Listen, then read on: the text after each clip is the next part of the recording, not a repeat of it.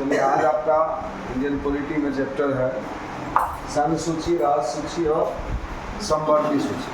ठीक है, तो संघ सूची तो आप समझ सकते हैं कि संघ का इस पर अधिकार यानी केंद्र का, यानी जिन विषयों पर कानून बनाने का अधिकार केवल केंद्र सरकार को, यानी इस पर जो भी कानून बनेगा वो केंद्र सरकार के द्वारा बनेगा।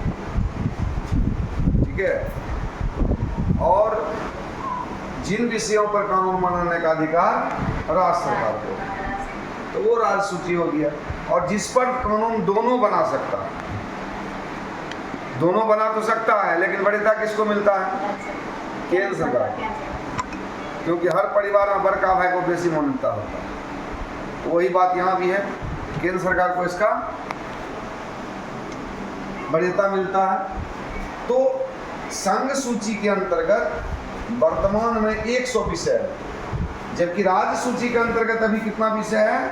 61। और संवर्ती सूची के अंतर्गत कितना विषय है? 52 विषय वर्तमान में।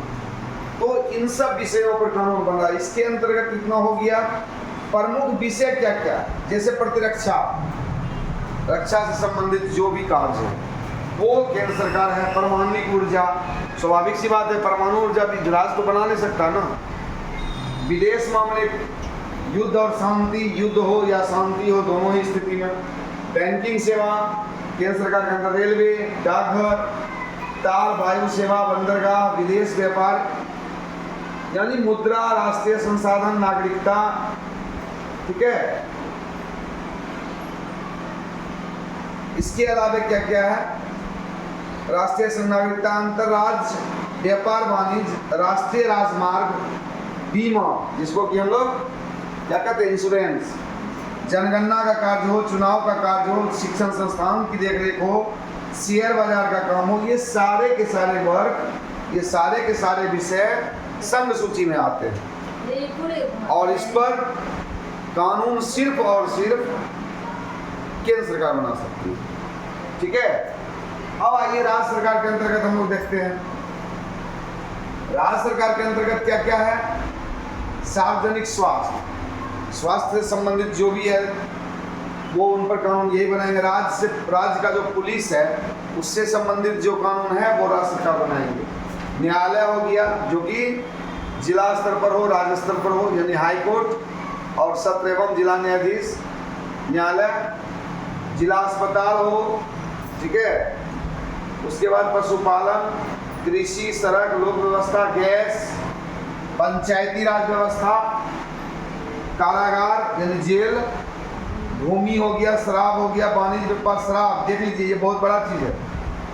इस पर कानून राज्य सरकार बना सकता है, केंद्र सरकार नहीं। इसलिए अभी बिहार में शराबबंदी कानून लागू है, जो कि बिहार सरकार ने बनाया। प्रादेशिक लोक सेवा, ये सारे के सारे जो बातें हैं, विषय हैं, वो सारे राज्य सूची के अंतर्गत आते हैं। इसमें केंद्र सरकार का किसी भी प्रकार का दखल अंदाजी नहीं होता। क्लियर है? अब आ जाइए संवर्ती सूची पर।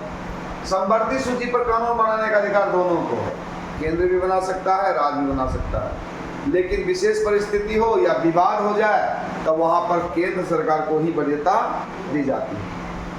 52 विषय इसमें है, जिसमें कि शिक्षा सबसे इंपॉर्टेंट देख रहे हैं आप।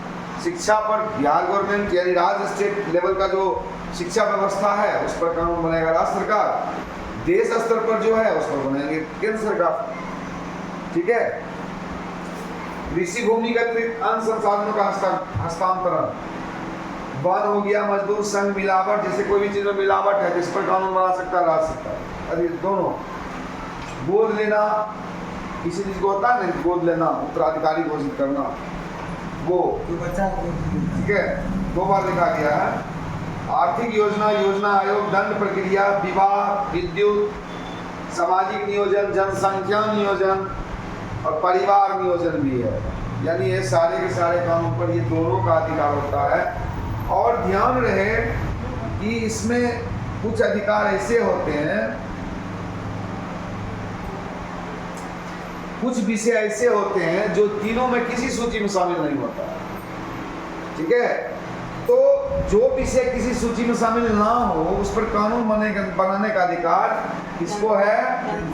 सिर्फ और सिर्फ केंद्र सरकार को।